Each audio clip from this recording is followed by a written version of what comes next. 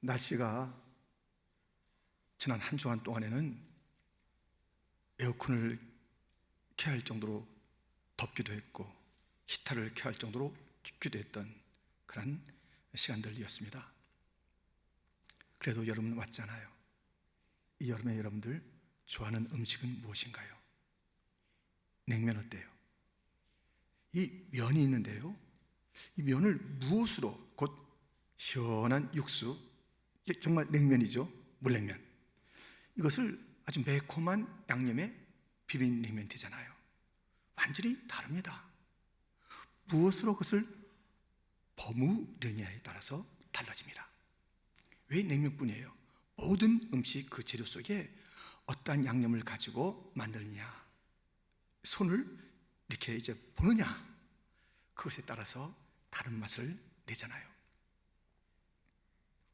인생도 마찬가지입니다. 오늘 바울이 내게 사는 것이라고 이렇게 말하고 있습니다. 그런데 보세요. 내게 사는 것이 무엇이니? 라는 이 밑줄에 무엇이 들어가느냐에 따라서 인생이 완전히 달라지는 거예요. 내게 사는 것이 무엇과 함께 산다, 무엇으로 산다, 무엇 때문에 산다, 그 빈칸에 들어가는 것에 따라서 인생은 완전히 달라지는 것을 보게 됩니다. 저는 내게 사는 것이 커피니 하는 사람 봤어요. 커피에 그 사람은 결혼도 안 해요. 왜? 커피가 너무 좋아서. 그래서 브랜드가 이렇게 많은 그런 한국의 그 상황 속에서요, 커피집이 자기 이름으로 그 커피집을 내고요, 그리고 아주 보도 못하는 그런 기계를 들여놓고요, 커피를 파는 것, 그게 그분의 목적이 아니에요. 커피 이야기를 들려주고 커피 속에 잠겨있는 것을 너무 즐겨해요. 일주일에 한 번 쉰대요. 뭐 하십니까? 물어봤어요. 예, 좋은 커피집 가서 커피 마신대요. 커피 연구한대요. 온통 그의 사는 것이 커피였습니다. 그분에게 나는 냄새가 있습니다. 짙은 커피 향이 나는 것이에요. 내게 사는 것이 쫙 밑줄 비어있는 그 칸에 저는 운동을 내 사는 것으로 삼은 사람을 봤습니다. 저와 같은 아파트에 살았는데요, 제가 이제 새벽 기도에 가려고 가면은 그분도 운동복에다가 운동 여러 가지 기구를 가지고 이제 엘리베이터에 함께 타곤 했습니다. 그분의 건강이 좋죠. 근데 이제 그거 바뀌게 됐습니다. 내게 사는 것이 운동해요. 그분이 기도니 예배니 저와 함께 새벽 예배 가기도 하고 또 주일 예배도 드리기도 하고 우선순위가 바뀌었어요. 그래서 건강도 있지만은 영적으로 그분의 그 색상, 그분의 그 여러 가지 모습이 달라진 것을 보게 되었습니다. 내게 사는 것이 무엇인가? 오늘 본문의 바울은 내게 사는 것이 그리스도라. 그는 이 그리스도가 자기의 삶을 완전히 통치하고 그리스도와 뗄래야 뗄 수 없는 함께 하는 그런 삶이 되기 전에는 이렇게 살았습니다. 사도행전 9장 1절 2절 사울이 주의 제자들에 대하여 여전히 위협과 살기가 등등하여 대제사장에게 가서 다메섹 여러 회당에 가져갈 공문을 청하니 이는 만일 그 도를 따르는 사람을 만나면 남녀를 막론하고 결박하여 예루살렘으로 잡아오려 함이라. 아주 위협적인 인물이었습니다. 살기가 등등했습니다. 그렇지만 어둠이었습니다. 삶의 바른 목표 방향이 없이 살았던 바울, 곧 사울의 모습이었습니다. 무엇인가 열심히 했죠. 그런데 그 열심의 그 이유는 자기의 명예, 자기의, 자기를 향한 갈채가 멈춰지지 않고 대단한 사람이다 하는 그 이야기를 듣고 싶어서 그는 그렇게 살았습니다. 그러나 그러한 죄인 중에 괴수 같던 그런 사울이라는 청년에게 예수 그리스도가 찾아왔습니다. 다메섹 가는 길에 찾아왔습니다. 이 사울이라는 청년은 바뀌었습니다. 내가 사는 것은 이제 내 공명심을 위해서 사는 것이 아니다. 나를 찾아오신 그 예수 그리스도를 나의 주, 나의 구세주를 위해서 사는 것이라고 고백하면서 그 인생은 완전히 달라졌습니다. 어둠이 아니라 빛이었습니다. 절망이 아니라 소망이었습니다. 죽음이 아니라 생명이었습니다. 내게 사는 것이 그리스도니, 그리스도를 만나고 난 다음에 다른 것이 필요 없었어요. 예수님 안에 다 있었어요. 인생에 필요한 모든 것이 예수님 안에 있는 것을 알게 되었습니다. 그러니 내게 사는 것이 그에게는 오직 그리스도였습니다.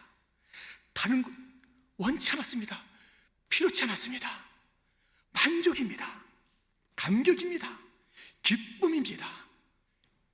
이 빌립보서도 감옥에서 기록하게 되었는데 기쁘고 감격이 예수님으로부터 오는 것을 그는 알았고 그 예수님의 충만한 삶을 누리게 된 것입니다. 수고하고 무거운 짐진 자들아 다 내게로 오라. 다 모든 그 문제 답을 주시고 위로하시는 그 주님에게 안겨서 내게 사는 것이 그리스도니. 그는 그 그리스도를 알았습니다.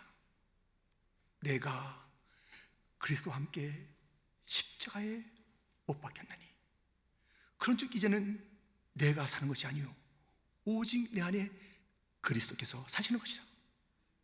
이제 내가 육체 가운데 사는 것은 나를 사랑하사 자기 자신을 버리신 하나님의 아들을 믿는 믿음 안에서 사는 것이라. 내 안에 찾아오신 내 삶을 통치하시는 나를 기꺼이 맞아주시고 보듬어 주신 그 예수님, 사랑의 예수님을 알았는데 예수님의 사랑은 관념적인 사랑, 말뿐의 사랑이 아니라 나를 사랑하사 자기 자신의 그 생명을 버리신 사랑의 실체가 무엇인지 알게 된, 사랑의 것이 도대체 무엇이라는 것, 자기를 던져서 내어주는 것이 사랑이라는 것을, 진정한 사랑을 깨닫게 한, 사랑의 실체를 보게 한 예수님을 내 안에 모시면서 바울도 주님을 사랑했습니다. 너무너무 사랑했습니다. 예수님의 사랑이 실천적인 사랑이었듯이 바울의 예수님 사랑도 실천적인 사랑이었습니다. 손양 목사님 아시죠? 내게 사는 것이 쫙, 거기에 손양 목사님은 사랑이 들어갔습니다. 그래서 우리가 손양 목사님의 별명을 지금도 알고 있죠? 사랑의 원자탄, 사랑의 실천, 행함을 보여줬습니다.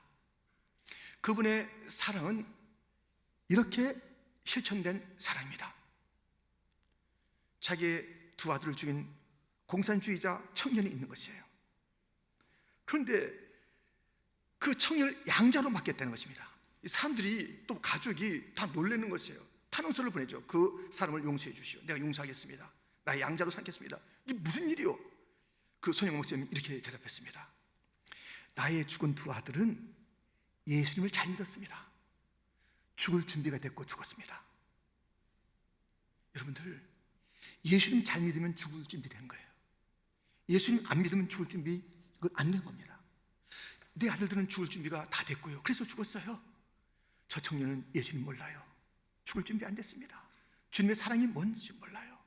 내가 양자로 삼아서 그에게 그리스도의 사랑을 일깨워주고 싶습니다. 용서한 실체적인 사랑이었습니다. 손영훈 목사님은 이렇게 그 사랑을 보였습니다. 나병 환자들과 더불어서 생활하면서 그들의 곪은 상처에서 피고름을 입으로 뽑아내 주었습니다. 그들은 이 육체의 아픔보다 가슴에 상처가 많은 자들입니다. 쫓겨났잖아요. 집에서 쫓겨나고 친구 또 사회에서 다 격리된 그들인데, 손영원 목사님은 그들을 그렇게 함께 있는 것도 참 귀한 일인데 그들의 상처를 자기 입을 통해서 그렇게 보듬어주고 그들의 마음을 어루만져 주었습니다. 그의 사랑은 실천적인 사랑이었습니다. 6.25가 나서 공산주의가 저 남쪽으로 밀려올 때 아직 시간은 있었어요. 피하세요. 못 피합니다. 도망가세요. 안 갈 거예요. 왜요, 손양 목사님? 지금 갈 수 있는데. 내가 떠나면 이 양떼들 누가 돌봐요? 내가 떠나면 이 양떼들 누가 돌봐요? 나는 갈 수 없습니다. 그 자리에 그들과 함께 있으면서 순교당했던 실천적인 사랑의 그 손영은 목사님, 그리스도를 사랑으로 만났고 그리스도를 사랑함으로 그는 살면서 아름다운 실제의 모습을 보인 것입니다. 내가 사는 것이 그리스도니 그리스도는 사랑입니다. 그분의 놀라운 사랑을 받았습니다. 나도 그 사랑을 감격해하며 반응하는 삶을 사는 것이 진정으로 내게 사는 것이 그리스도니, 사랑의 왕 예수님을 만나고 그분을 사랑하는 삶이 실제적인 사건이어야 한다는 것입니다. 삼손에게 이러한 일이 있었습니다. 보십시오.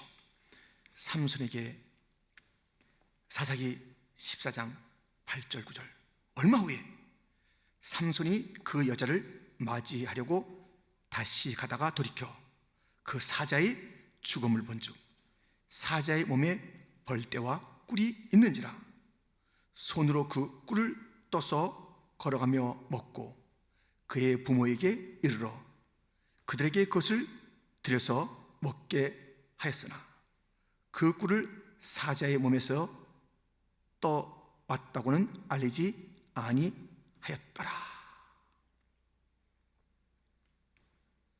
지금 삼손이 무엇을 봤냐면 사자가 죽었고 그 죽었는데 그 속에 그 죽음 그 시체 속에 벌떼들이 와 윙윙거리면서 다니고 꿀이 나오는 것이에요.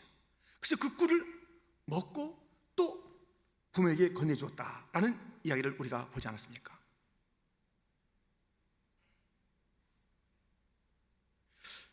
그리고 이것을 가지고 수수께끼를 삼는 것이에요.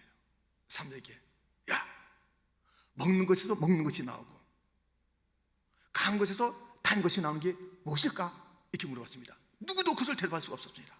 먹는 사자에 의해서 먹는 것이 꿀이 나오는 거예요. 강한 그 사자, 그의 죽음 속에서 이 단 것이 나온 이것을 경험한 그가 그 꿀을 먹고 꿀을 나눠주고 그 신비로움을 수수께끼로 내는데 마칠 턱이 없었고 이런 일이 있었습니다. 이게 무슨 사건일까요? 예수님의 이름이 많이 있는데요, 그 이름 가운데 유다 지파의 사자, 이 사사기에 나온 라이온이라는 이름을 갖고 있습니다. 예수님의 이름이 라이온이라니까요. 요한계시록 5장 5절, 장로 중에 한 사람이 네게 말하되 울지 말라, 유대 지파의 사자 다윗의 뿌리가 이겼으니 그 두루마리와 그 7인을 떼시리라 하더라. 어린 양 예수님의 죽으심이 있습니다만 유대 지파 라이온인 다윗의 뿌리라는 이름을 갖고 계신 예수님, 강한 사자 같은 그분이 죽으셨어요. 그 죽음 속에서 꿀이 나오는 거예요. 그의 죽음 속에서 생명이 나오는 것이에요. 우리 인생길에 걸어갈 그 양식이 나오는 것이에요. 그리고 남에게 나눠줄 그러한 양식이 나오는 거예요. 예수님의 죽음 가운데 생명의 떡됨과 생명의 잔됨이 나오는 것이에요. 예수님을 모형한 그 사건이 바로 삼손이 봤던 강한 사자의 죽음 속에서 먹을 꿀이 나오는 그 모습, 벌떼가 향해 오는 그 모습, 예수님의 죽음, 유대지파 사자라는 그 이름을 갖고 계신 예수님의 죽음 속에 수많은 자들이 오게 되고, 그 죽음에서 나오는 것이 꿀이고 그것을 먹고 살게 되고, 여러분, 가나안 땅을 젖과 꿀이 흐르는 땅이랍니다. 예수님을 모형하고 있는 가나안 땅입니다. 예수님을 모형하고 있는 또 하나의 장면, 아가서를 보세요. 아가서 5장 1절. 내 누이 내 신부야, 내가 내 동산에 들어와서 나의 몰약과 향 재료를 거두고 나의 꿀송이와 꿀을 먹고 내 포도주와 내 우유를 마셨으니 나의 친구들아 먹어라, 나의 사랑하는 사람들아 많이 마시라. 꿀, 젖, 먹고 마셔라. 주님께서 말씀하고 있습니다. 십자가, 갈보리 십자가는 꿀을 내는 장소입니다. 예수님이 강한 자로서 그냥 가만 계셨어 봐요. 사자가 아무 일 없이 그냥 있어 봐요. 어디 벌떼가 달라듭니까? 무슨 거기서 그 먹을 만한 꿀이 나옵니까? 그냥 잡아먹만 먹지. 강한 사자가 죽었을 때 벌떼가 이르게 됐고, 강한 사자가 죽었을 때 꿀이 나오게 됐습니다. 예수님은 하나님의 아들이십니다. 죄 없으신 분이십니다. 죽을 이유가 없으십니다. 그 강하신 분이 유대지파의 사자가 죽으셨을 때에 거기서 생명이 솟구치는 거예요. 거기서 놀라운 양식이 나오는 거예요. 그래서 수많은 자들이 그에게 오는 거예요. 갈보리 십자가 예수님에게로. 바울은 강한 주님께서 죽으신 그 십자가가 너무너무 존귀한 생명의 자리인 것을 알고 이렇게 말합니다. 갈라디아서 6장 14절 말씀입니다. 우리 한번 같이 읽겠습니다. 그러나 내게는 우리 주 예수 그리스도의 십자가 외에 결코 자랑할 것이 없으니 그리스도로 말미암아 세상이 나를 대하여 십자가에 못 박히고 내가 또한 세상을 대하여 그러하니라. 아멘. 십자가, 강하신 예수님이 죽으셔서 생명의 양식을 자기 자신에게, 온 인류에게 나눠주신 갈보리 십자가, 그 사랑을 사도 바울이 받았습니다. 그리고 자기도 그 예수님을 사랑하는 증표로 이 꿀을 먹고 이 꿀을 나누는 성교적 삶을 사는 것입니다. 주님을 사랑한다고 해서 아무것도 안 하는 자들이 있어요. 아니, 말은 커요. 생각 속에 있으면 주님 사랑한다고 그러지만 그 사랑의 증표를 보여주세요. 예수님은 놀라운 사랑을 보여줬어요. 엄청난 사랑을 보여줬어요. 상상 못할 사랑을 보여줬어요. 또 보여주세요. 은혜, 은혜, 은혜, 다음이 없는 은혜, 사랑, 사랑, 사랑, 끝없는 사랑, 변치 않는 사랑. 오늘도 이제 결혼하신 분 두 네 분이 나오셨습니다. 어제 결혼할 때 제가 이제 물어봤어요. 어떻게 결혼하게 됐는지, 무엇이 좋은지, 이렇게 재밌는 이야기를 주고받으면서 사랑에 대한 이야기를 이렇게 했죠.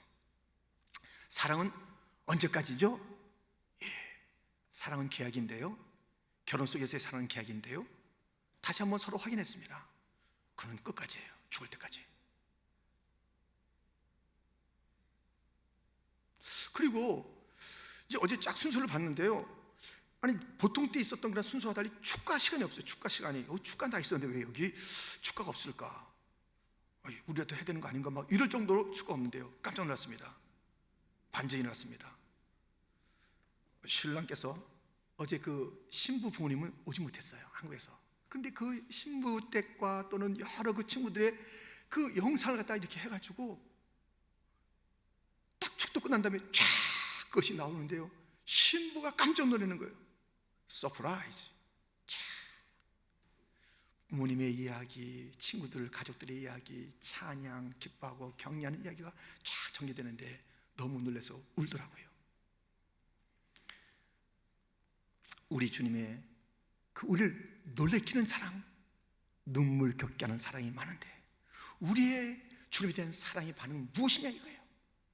가장 확실한 것은 그 꿀을 나눠주는 거예요. 그 생명을 나눠주는 거예요. 그 복음을 전하는 거예요. 그래서 바울은 오늘 이 감옥에서도 그렇게 전했고요, 매맞아도 전했고요, 모함바다도 전했고요, 풍랑 속에도 전했고요. 너무 예수님이 좋아서 내 구주 예수, 내 구주 예수, 나 같은 자를 찾아오신 예수, 나를 사랑하신 예수, 나를 사랑하사 자기 자신을 버리신 예수, 그 예수를 위하여 그의 일생을 드렸는데 변함이 없었습니다. 변함이 없는 그 사랑을 그는 올려드린 것입니다. 내게 사는 것이 그리스도니. 여러분들, 사는 것이 그리스도니 이렇게 말하지 마세요. 내게 사는 것이, 내 삶이에요, 내 삶. 다른 사람 삶, 자기의 삶은 막 가볍게 여겨요. 물론 그 시가 그렇게 의도한 것은 아니겠죠. 나무로 창을 내겠어. 김상용 시인의 시. 왜 사냐거든 웃지요? 라는 그 구절이 있어요. 왜 사냐거든 웃지요? 뭐 삶을 가볍게 여기서 그렇게 한 것은 아닐 거예요. 근데 왜 사냐?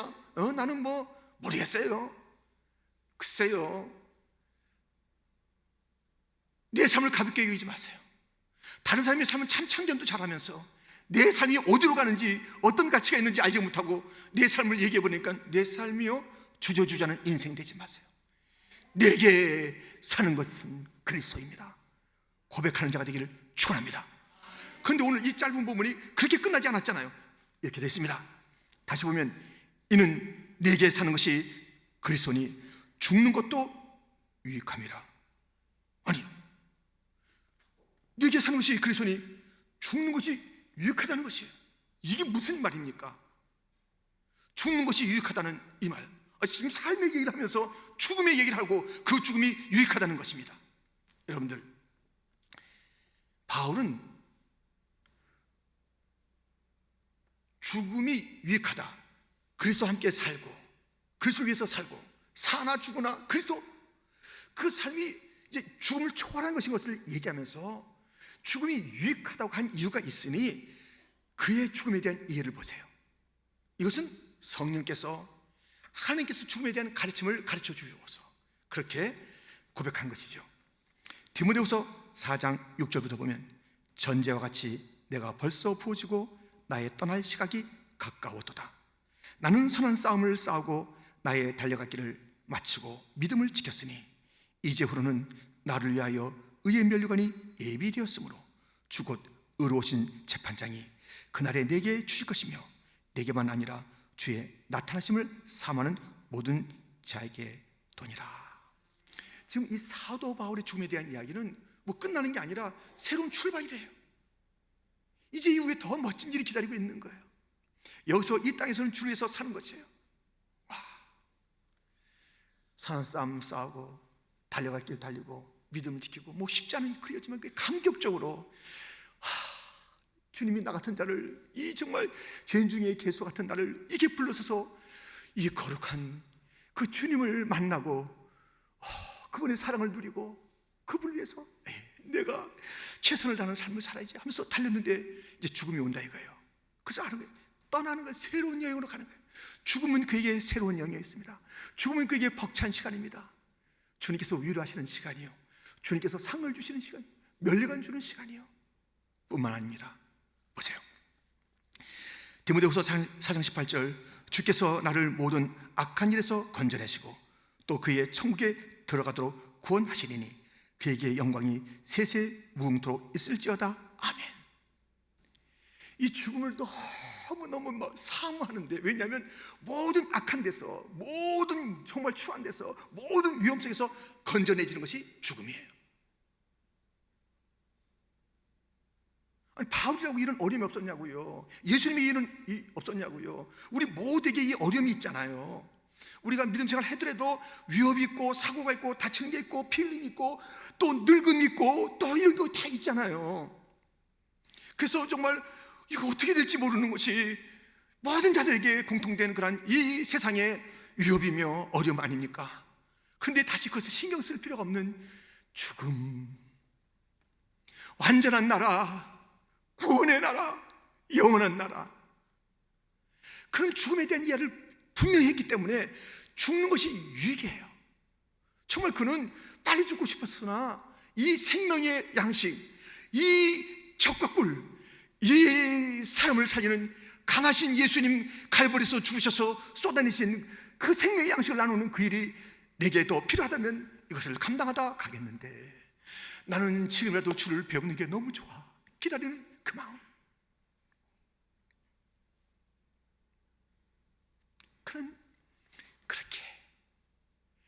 그렇게 죽음을 이겼기 때문에 죽는 것이 유익하다고 말하는 것입니다. 성경에 이런 사람이 있습니다. 내게 사는 것이 밑줄이니, 여기에 뭘 넣은 사람이냐면 돈을 넣은 사람이 있습니다. 내게 사는 것이 돈이니, 이것을 넣었어요. 근데 얼마나 돈을 많이 벌었는지 감당이 안 돼서 막 창고를 더 짓고, 이제 돈 버느라고 고생 끝, 행복 시작, 이제부터 먹고 마시면 되는 거야, 너 평생 먹고 마시면 되는 거야, 막 흐뭇해하고 있는 그날 밤 하나님이 내가 내 생명 거둬간다. 그 돈 어떻게 되는 거니? 보세요. 누가복음 12장 20절부터 하나님은 이르시되 어리석은 자여, 오늘 밤에 내 영혼을 도로 찾으리니 그러면 내 준비한 것이 누구의 것이 되겠느냐 하셨으니, 자기를 위하여 재물을 쌓아두고 하나님에 대하여 부여하지 못한 자가 이와 같으니라. 내게 사는 것이 돈인 사람은 죽는 것이 유익하지 못합니다. 왜? 죽을 때 돈이 무슨 소용이냐고요. 내게 사는 것이 무슨 탐욕이니, 그런 사람에게는 죽는 것이 유익하지 않습니다. 내게 사는 것이 어떤 그런 세상적인 그런 그 권력이며 세상적인 성공이며 그냥 많은 것을 소유함이며 더 높은 자리에 올라가는 것이며, 그런 자는 죽으면 유익이 안 됩니다. 죽으면 아무 소용이 없어요. 높은 자리 아무것도 아니에요. 많은 것 아무 소용이 없습니다. 그러니까는 이걸 잘못 잡으면 죽음이 너무너무 피하고 싶은 사건이 되고 마는 거예요. 뭘 잘못 잡으면 내게 사는 것이 가로, 이 가로에 엉뚱한 거 집어넣으면 안 돼요. 탐욕을 집어넣고 정력을 집어넣고 돈을 집어넣고 성공을 집어넣고 그걸 해보세요. 그것과 버무려져 보세요. 인생 추한 냄새 납니다. 오직 내게 사는 것이 그리스도니 다른 모든 것들은 수단이에요. 보조예요. 지나는 것이에요. 잘못 만지면 그게 뜨겁고 이상하게 되는 거예요. 악취나는 거예요. 오직 예수만이 전부입니다.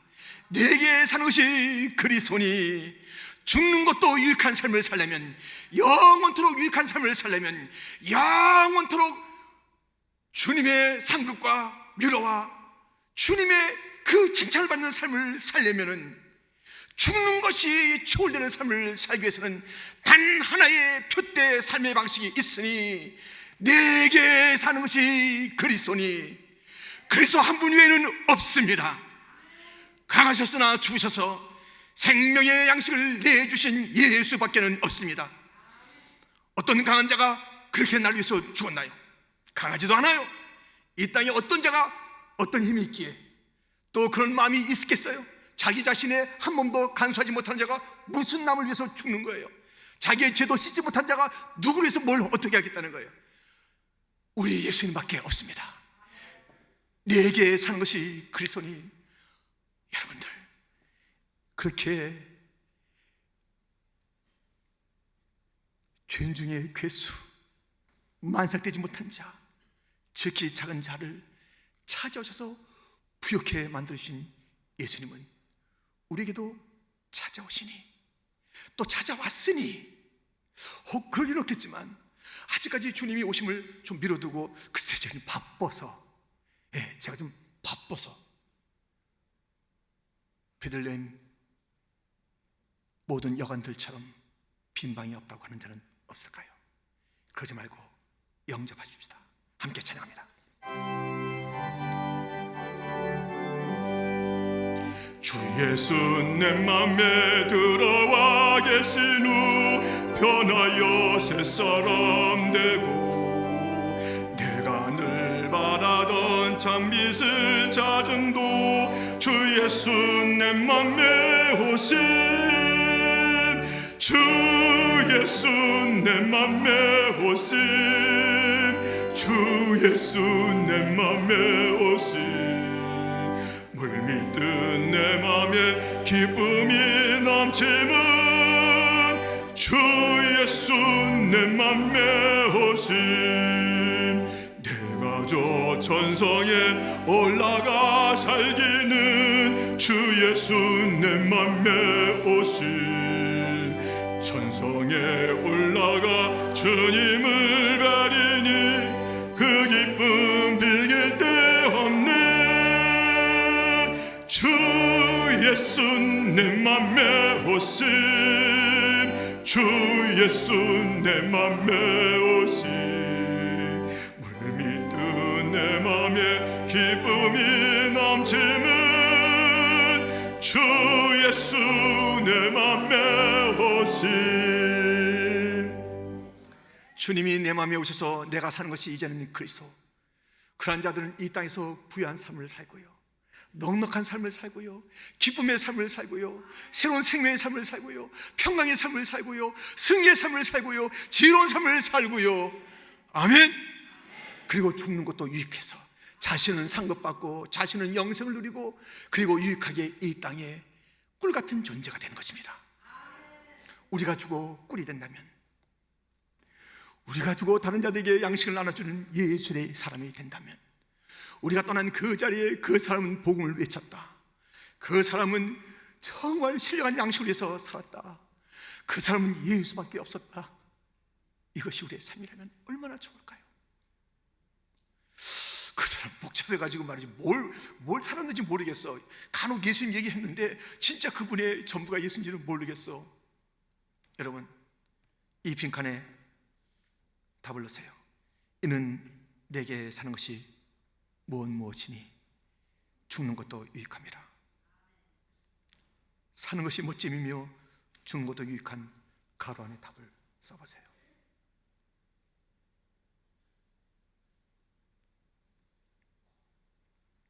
쓰셨나요?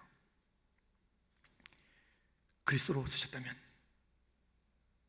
평생 그 주님을 놓지 마세요. 한순간이라도 베드로처럼 예수님 모른다고 해서 주님의 마음 아프게 하는 일이 없기를. 혹 넘어져도 다시 일으켜 주실 주님이신데, 우리 교회요, 일관된 충성이 무엇인지 좀 보입시다. 사랑의 반응, 예수님의 사랑의 반응이 어떤 것인지 우리 목숨 다해서 보입시다. 그러면 죽는 것도 유익할 테니까요.